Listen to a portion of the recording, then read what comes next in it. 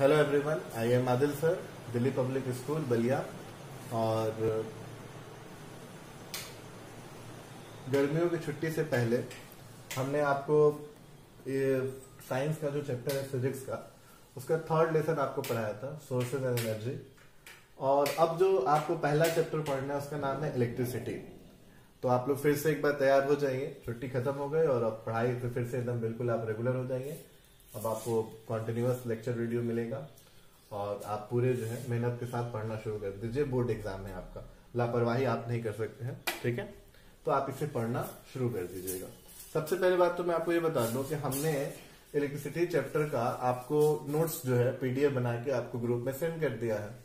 तो आप उससे नोट्स लिखना शुरू कर दीजिए ताकि आपके लिए एक नोट्स कंप्लीट होता रहेगा। और उससे लिखने से एक और फायदा रहेगा कि जो मेरा लेक्चर है वो बेस्ड ऑन रहेगा उसी नोट्स से। मैं भी वो नोट्स सामने ही रखा हूं, इसीलिए मेरी नोट्स है तो मैं उसे सामने रख ले रहा हूं ताकि मैं लेक्चर देते समय उसी नोट्स के अकॉर्डिंग चलो, ताकि आपको बहुत आसानी हो। आपको ऐसा फील होगा जैसे आप जो लिखे हैं फिजिक्स उसे कोई एक्सप्लेन कर दिया। तो आप इस बात का ध्यान रखें कि नोट्स जो है आप जरूर कंप्लीट करें। जो आपका पहला चैप्टर है इलेक्ट्रिसिटी, सबसे पहले इसके इंपॉर्टेंट की बात कर ले तो बहुत ही छोटी सी बात है। इसके इंपॉर्टेंट कहना तो क्या बात, सब लोग जानते हैं इलेक्ट्रिसिटी के बगैर कुछ भी पॉसिबल नहीं है आज के डेट में। इलेक्ट्रिसिटी नहीं होगी तो बल्ब नहीं जलेगा, पंखा नहीं चलेगा। बिना बिजली कोई रह सकता है? आज की डेट में कोई बिना बिजली के नहीं रह सकता। 2 दिन ट्रांसफार्मर जल जाए लोगों का बुरा हाल हो जाता है। तो बिना इलेक्ट्रिसिटी के तो कोई आज के डेट में लाइफ ही संभव नहीं। हमारा जो वीडियो रिकॉर्डिंग हो रहा है ये भी नहीं होता बिना इलेक्ट्रिसिटी के। मोबाइल नहीं चलता हमारा बिना इलेक्ट्रिसिटी के, तो फिर रिकॉर्डिंग कहां से होती? तो इलेक्ट्रिसिटी तो बहुत ही मोस्ट इंपॉर्टेंट हमारी लाइफ में है। अब एक्चुअली में मैं आपको सीधे स्टार्ट करूं तो थोड़ी दिक्कत होगी। जैसे मैं आपको बताऊं इलेक्ट्रिसिटी की डेफिनेशन, तो सिंपल डेफिनेशन है the flow of charge is known as electricity. कहीं चार्ज फ्लो होता है तो हम कहते हैं कि इलेक्ट्रिसिटी आ गई। लेकिन अब सवाल ये कि चार्ज क्या है उसको एक्सप्लेन करना। Flow of charge is known as electricity, but charge है क्या? इसके लिए मैं आज आपको जो लेक्चर दे रहा हूं, छोटी छोटी बातें जो आपको जाननी चाहिए इलेक्ट्रिसिटी से पहले, वो आज का लेक्चर मैं आपको बना के उसे पढ़ा रहा हूं, जैसा कि शुरू में मैंने आपके लिखा भी है। तो कुछ छोटी छोटी बेसिक बातें मैं शुरू करूंगा जिससे आप चार्ज के बारे में समझेंगे और तब आपको अच्छे से ये चैप्टर समझ में आएगा। तो स्टार्टिंग करते समय मैं आपको बता दूं कि आप केमिस्ट्री में पढ़े होंगे कि लगभग 100 या 107 ये जो भी है एलिमेंट मिलकर ये पूरी दुनिया बनी हुई है। आप उसे नाम से याद भी करते हो, हाइड्रोजन, लिथियम, बेरिलियम, बोरान। उनके हर एक एटम का स्ट्रक्चर जो है वो सेम होता है और वो होता है न्यूक्लियस, और चारों तरफ क्या होता है? इलेक्ट्रॉन होता है। तो अगर हम चार्ज की बात करें तो लगभग वो यहीं से शुरू होती है। क्या होगा? आपके न्यूक्लियस में एक होगा न्यूट्रॉन और एक होगा प्रोटॉन, और इसके चारों तरफ क्या होता है? इलेक्ट्रॉन होता है, ठीक है? अब ये जो इलेक्ट्रॉन होते हैं ये भी रुके नहीं होते हैं, ये घूमते रहते हैं न्यूक्लियस के चारों तरफ, और न्यूक्लियस के अंदर आपका न्यूट्रॉन और प्रोटॉन होता है। जो किसी एटम के अंदर ये जो 3 पार्टिकल होते हैं इन्हीं को एलिमेंट्री पार्टिकल कहते हैं। और वो कौन कौन हो गए आपके? वो हो गया आपका प्रोटॉन, इलेक्ट्रॉन और न्यूट्रॉन। ये 3 पार्टिकल बेसिकली आपके क्या कहलाते हैं? यही 3 पार्टिकल आपके एलिमेंट्री पार्टिकल कहलाते हैं। अब प्रोटॉन के ऊपर चार्ज होता है, जैसे कि मैं बता रहा था, इसीलिए मैं कह रहा था कि ये सब जानना जरूरी है, क्योंकि आपने जैसे इलेक्ट्रिसिटी के लिए वर्ड स्टार्ट किया कि the flow of charge is known as electricity, तो चार्ज कैसे बहेगा?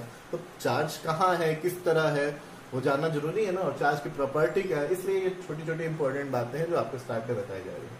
अब प्रोटॉन के ऊपर चार्ज होता है। कितना चार्ज होता है प्रोटॉन के ऊपर? तो प्रोटॉन के ऊपर जो चार्ज होता है 1.6 इंटू 10 के पावर -19, और चार्ज की यूनिट होती है कूलम।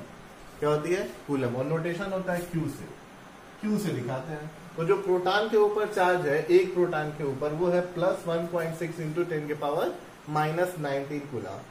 इलेक्ट्रॉन के ऊपर कितना चार्ज है? इलेक्ट्रॉन के ऊपर भी इतना ही चार्ज है, बट उस पर पॉजिटिव है तो इस पर नेगेटिव है, -19 कूलम। और आपका ये जो है न्यूट्रल होता है। न्यूट्रॉन क्या होता है? न्यूट्रल। इसके ऊपर चार्ज नहीं होता है। तो इतना तो आपको समझ में आ ही गया होगा कि हमारे इलेक्ट्रिसिटी के लिए न्यूट्रॉन का कोई रोल नहीं है। जो रोल प्ले कर सकते हैं वो या तो प्रोटॉन होगा या इलेक्ट्रॉन होगा, क्योंकि चार्ज इन्हीं के ऊपर है। अब इनके ऊपर होने का भी क्या मतलब है, थोड़ा थोड़ा मैं आपको बताता चलूं। इनके ऊपर होने का मतलब कि इलेक्ट्रॉन एक है तो उसके ऊपर इतना चार्ज है, एक प्रोटॉन है उसके ऊपर इतना चार्ज है। तो प्रोटॉन और चार्ज आपस में एक दूसरे से कंबाइंड है, वो एक ऊपर है, उन्हें अलग नहीं किया जा सकता। ऐसा नहीं कि आप प्रोटॉन को पे से जो चार्ज है उसे हटा दे और प्रोटॉन अलग कर दे, चार्ज अलग कर दे।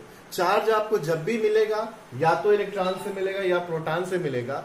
तो जो अगर ये कहने का मेरा क्या मतलब है, मैं समझाना आपको क्या चाह रहा हूँ। बेसिकली मैं आपको एक क्वेश्चन देकर समझाता हूँ। मैं किसी बच्चे से कहूँ मुझे चार्ज दो, मैं क्या कहूँ किसी बच्चे से मुझे चार्ज दो, तो वो क्या देगा? क्या अलग से कहीं से चार्ज लेके आएगा? नहीं नहीं, चार्ज अलग से नहीं होता, या तो वो इलेक्ट्रॉन पे या प्रोटॉन पे है।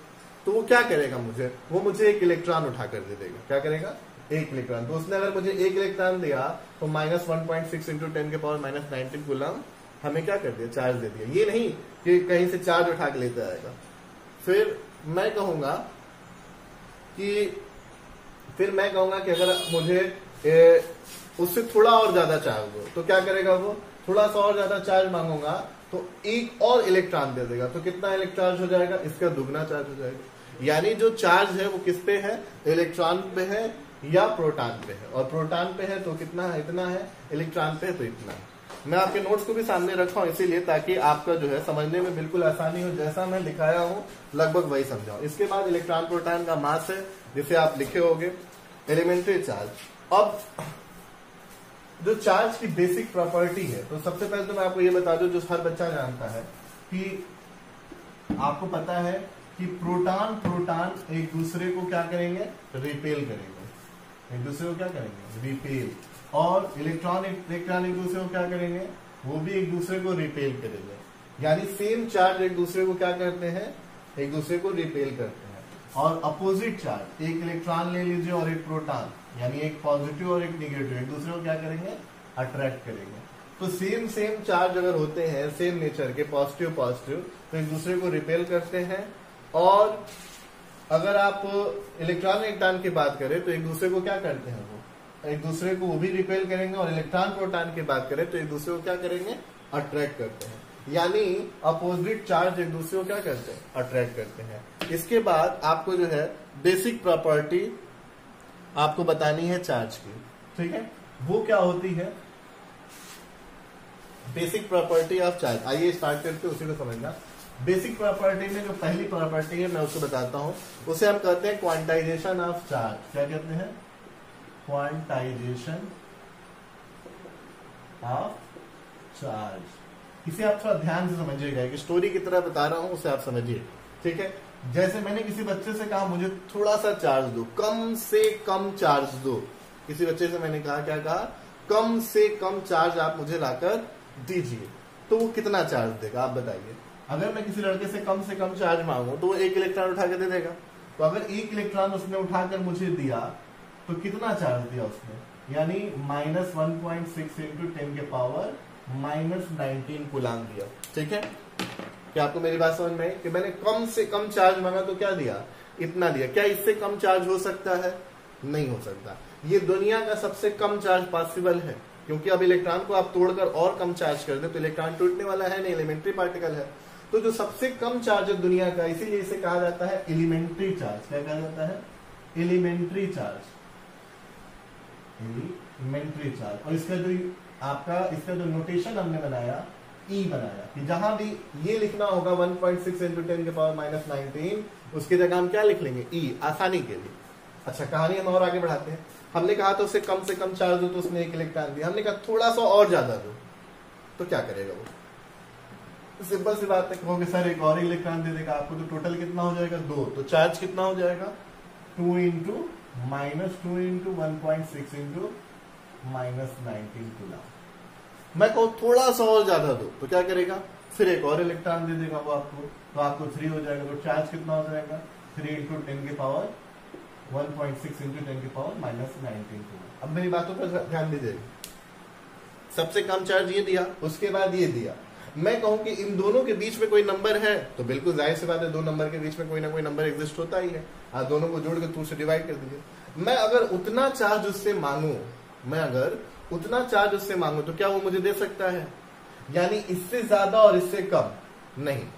वो कहेगा इसके बीच का चार्ज पॉसिबल नहीं है। चार्ज की वो वैल्यू पॉसिबल ही नहीं है दुनिया में। मैं कहूं कि इन दोनों के बीच का जितना वैल्यू कोई नंबर ले लूं और मैं कहूं उतना चार्ज दो, तो कैसे देगा? 2 इलेक्ट्रॉन देगा, उसके बाद तोड़ के तो ला नहीं सकता। कुछ कर नहीं सकता, यानी उन दोनों के बीच में जो नंबर आएंगे उतना चार्ज पॉसिबल नहीं है। यानी कहने का मतलब या तो दुनिया में आपको इतना चार्ज मिलेगा, या उसके बाद इतना मिलेगा, या उसके बाद इतना मिलेगा, यानी चार्ज मल्टीपल होगा 1.6 इंटू 10 के पावर -19 कूलम के। यानी क्या समझ में आया कि चार्ज की जो वैल्यू एग्जिस्ट करती है वो Ne, यहाँ E क्या है, एलिमेंट्री चार्ज, सबसे छोटे चार्ज की जो वैल्यू है 1.6 इंटू 10 के पावर -19, और n की value 0 +-1 +-2 and so on. Plus होगा तो पॉजिटिव प्रोटॉन को रिप्रेजेंट करेगा, और नेगेटिव होगा तो किसको रिप्रेजेंट करेगा, इलेक्ट्रॉन को रिप्रेजेंट करेगा। तो जो ये जो चार्ज के मिलने का तरीका है इसी को कहते हैं क्वांटाइजेशन। क्या मतलब है क्वांटाइजेशन का, मेरी बात ध्यान से फिर से सुनिएगा। हर नंबर किसी चीज की ना पॉसिबल हो तो उसे क्या कहते हैं, क्वांटाइजेशन।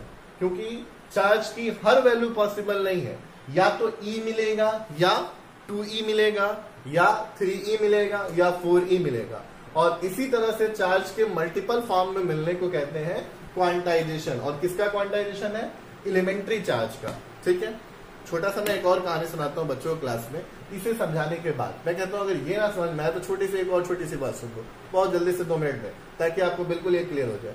मान लीजिए एक दुकान है जिसपे सिर्फ बिस्किट ही मिलता है, पार्ले जी की 2 रुपए वाली बिस्किट की दुकान है वो, और कुछ नहीं मिलता है। कितने की, 2 रुपए वाले पार्ले जी बिस्किट की। अब मुझे खाए हुए तो बहुत दिन हो गए, इसलिए मुझे ठीक से याद नहीं है कि उसमें कितने बिस्किट के पीस होते हैं। मान लो 5 पीस होते हैं। कितने होते हैं, 5। तो जो आपका एक इलेक्ट्रॉन का जो ये बिस्किट का पैकेट है उसे आप समझिए इलेक्ट्रॉन, और जो पीस है उसे आप समझिए क्या, 1 2 3 2 5, इसे आप समझिए आप, उसे समझिए आप चार्ज। क्या समझिए, चार्ज। कितना, 5 पीस है और एक पैकेट में है। अब जरा सुनिएगा, मैं उस दुकान पे गया, मैं उस दुकान से कहूं मुझे कम से कम बिस्किट दीजिए, क्या कहें, तुम वैसे ही है बिल्कुल। मैं इसलिए आपको समझा रहा था कि ये समझ में आ जाए, वो भी आपको समझ में आ जाए बड़े आराम से। मैं कहूँ कम से कम मुझे बिस्किट दीजिए, वो कितना देगा, कहेगा 1 पैकेट ले लीजिए, और 1 पैकेट में कितना है, 5 पीस। कितना है, 5। मैं कहूँ इससे कम दो तो कहेगा इससे कम नहीं मिलेगा। मैं कहूँ अच्छा थोड़ा सा इससे ज्यादा दीजिए, तो क्या करेगा वो, 1 और पैकेट दे देगा। तो कुल कितना पीस हो जाएगा हमारे पास, 10 पीस। मैं कहूँगा मुझे 8 चाहिए, कहेगा 8 नहीं मिलेगा, 9 नहीं मिलेगा। आपको बिस्किट या तो 5 लेना पड़ेगा या 10 लेना पड़ेगा, या कितना लेना पड़ेगा आपको, 15। यानी जो बिस्किट आपको मिलेगा वो 5 मिलेगा, 10 मिलेगा, 15 मिलेगा। हर बिस्किट की वैल्यू पॉसिबल नहीं है। इसका मतलब कि जो आपकी जो बिस्किट है वो क्वांटाइज है, किसकी, 5 की। वहां कितने की क्वांटाइज थी आपकी, वहां बिस्किट आपकी क्वांटाइज थी जो वो थी, और यहाँ जो चार्ज आपका क्वांटाइज था 1.6 इंटू 10 के पावर -19 कूलम में था। और यहाँ जो है क्वांटाइजेशन, वो क्वांटाइजेशन किसका है, 5 का। जिस तरह बिस्किट में, अब उस दुकानदार से मैं कहूँ 13 बिस्कुट दो तो नहीं देगा, ठीक वही हाल चार्जेस के लिए, या तो चार्ज आपको इतना मिलेगा, या इतना मिलेगा, या इतना मिलेगा। ठीक है, 2 मिनट और रुक जाएगा इसे। ठीक है, अब इसके बाद क्या है, अब इसके बाद एक 2 प्रॉपर्टी और है, उसे कहते हैं, एक होता है एडिटिव प्रॉपर्टी। कैसी, एडिटिव बहुत सिंपल प्रॉपर्टी है, ये थोड़ा समझाने में समय लगता है, बाकी दोनों बहुत आसान है। एडिटिव का मतलब क्या होता है, जोड़ना। तो चार्जेस को जोड़ा जा सकता है आपस में, हाँ बिल्कुल जोड़ा जा सकता है। कैसे जोड़ा जा सकता है, बिल्कुल सिंपल ऑर्डिनरी अलजेब्रा लगाएगा। कौन सा अलजेब्रा, ऑर्डिनरी अलजेब्रा। क्यों ऑर्डिनरी अलजेब्रा लगेगा, मैं आपको ये बता दूं, चार्ज जो है याद रहे आपको स्केलर क्वांटिटी। कैसी क्वांटिटी है, स्केलर क्वांटिटी। और स्केलर क्वांटिटी को क्या करना होता है, ऑर्डिनरी अलजेब्रा लेकर जोड़ना होता है। थोड़ा बहुत मैं आपको बताता हूँ, इधर देखिए 1-2 बार। मैं आपसे कहूँ 5e - 7e जोड़ दीजिए, कितना आएगा, सिंपल सा है, कोई बच्चा बता देगा, -2e। ई का मतलब आप समझ रहे हैं ना, ई का मतलब -1.6 इंटू 10 के पावर -19। ये पॉजिटिव है तो ये प्रोटॉन को रिप्रेजेंट कर रहा है, ये नेगेटिव है तो इलेक्ट्रॉन को रिप्रेजेंट करता है। इसे एलिमेंट्री चार्ज का नोटेशन कहते हैं। ठीक है, तो ये जोड़ना है तो सिंपल ऑर्डिनरी अलजेब्रा, 17e और -15e कितना हो गया, +2e। सिंपल। तो ऑर्डिनरी अलजेब्रा लगा के आप क्या कर देंगे, चार्जेस को जोड़ देंगे। तो ये चार्जेस को जो जोड़ने का तरीका है वो कैसा है, additive nature, ordinary algebra. Charge की प्रॉपर्टी में पहला क्या है, क्वांटाइजेशन, दूसरा क्या है, नेचर, जोड़ने का, तो वो कैसा है, एडिटिव। और तीसरा जो आखिरी है वो है आपका कंजर्वेशन। क्या चीज, conservation, conservation of charge, conservation of energy. आपने 9th क्लास में पढ़ा होगा तो उसमें क्या सिखाया गया था आपको? कंजर्वेशन का मतलब होता है जो क्वांटिटी कंजर्व होती है ना तो उसे बनाया जा सकता है ना उसे खत्म किया जा सकता है। तो कंजर्वेशन ऑफ चार्ज का मतलब क्या होगा? ना तो आप चार्ज बना सकते हैं और ना ही चार्ज को खत्म कर सकते हैं। अच्छा, law of conservation of energy में आपने एक बात लिखी थी, लास्ट में आप कहते हैं कि ना हम एनर्जी बना कर सकते हैं ना डिस्ट्रॉय कर सकते हैं। हाँ, एक फॉर्म से दूसरे फॉर्म में ट्रांसफर कर सकते हैं। तो यहाँ भी है कि आप चार्ज को ना तो बना सकते हैं ना खत्म कर सकते हैं, चार्ज को वैनिश कर सकते हैं। थोड़ी देर के लिए उसका प्रभाव आप क्या कर सकते हैं? खत्म कर सकते हैं। वो कैसे, मैं आपको दिखाता हूँ, इसे आपको समझने की जरूरत है वरना आप इसमें कंफ्यूज हो जाएंगे। चार्ज को खत्म नहीं किया जा सकता। अब जरा मेरी बात सुनिए, मैं कहूँ 2e यानी कितना है? 2 प्रोटॉन है मेरे पास। कितना चार्ज है आप जानते हैं? 2 × 1.6 × 10⁻⁹ मेरे पास 2 इलेक्ट्रॉन, ये 2e -2 यानी कितना चार्ज है आप समझ रहे हैं? 2 × 1.6 × 10⁻⁹ ये भी चार्ज है, ये भी चार्ज। अब मैं कहूँ कि दोनों को मैंने एक साथ एक ही जगह इकट्ठा करके रख दिया तो चार्ज कितना? अभी तो जोड़ना सिखाया था, एडिटिव नेचर। तो सिंपली अगर आप जोड़ देंगे तो कितना आने का? 0। तो क्या आपने चार्ज खत्म कर दिया? अभी तो आप law of conservation of charge बता रहे थे कि चार्ज को खत्म नहीं कर सकते। तो क्या चार्ज खत्म हो गया? नहीं, खत्म नहीं हुआ सर। चार्ज वैसे ही, उसका प्रभाव हमने खत्म किया, वो थोड़ी देर के लिए वैनिश हुआ। जैसे ही ये सिस्टम आप तोड़ेंगे, जैसे ही ये फिर से अलग होगा, ये चला जाएगा 2 प्रोटॉन उधर, ये इलेक्ट्रॉन इधर, तो फिर ये अपना पॉजिटिव नेचर शो करेगा और ये अपना क्या करेगा? निगेटिव नेचर शो करेगा। दोनों को जोड़ के Q का 0 आने का ये मतलब नहीं कि हमने चार्ज को खत्म कर दिया, चार्ज के प्रभाव को वैनिश किया। इसे कहते हैं law of conservation of charge, यानी चार्ज को ना तो हम बना सकते हैं और ना ही खत्म कर सकते हैं। तो 3 बेसिक प्रॉपर्टी। अब आपको कुछ बातें समझ में आ गई होंगी कि अब मैं आपसे कहूं कि इलेक्ट्रिसिटी यानी इलेक्ट्रिसिटी बढ़ाना है, फ्लो ऑफ चार्ज, यानी आप समझ गए होंगे या तो इलेक्ट्रॉन बह रहा होगा या प्रोटॉन। इलेक्ट्रिसिटी बहने क्या मतलब है? या तो इलेक्ट्रॉन बह रहा होगा या प्रोटॉन, क्योंकि न्यूट्रॉन पे तो चार्ज है नहीं और जब वो बहे ना बहे उसके बहने से कोई इलेक्ट्रिसिटी मिलने वाली नहीं है। अब अगला लेक्चर जो होगा हमारा वो बेस्ड ऑन होगा कि कौन सा बहता है, कैसे बहता है। आज का इंट्रोडक्शन लेक्चर है, स्टार्ट हो गया है फुल इन, आप भी एकदम जो है तैयार होकर और बिल्कुल पढ़ाई में लग जाइए। और अब आपको अक्सर लगातार लगभग आपको वीडियो मिला करेगा और आप बिल्कुल मन लगा के पढ़िए। ठीक है, गुड बाय।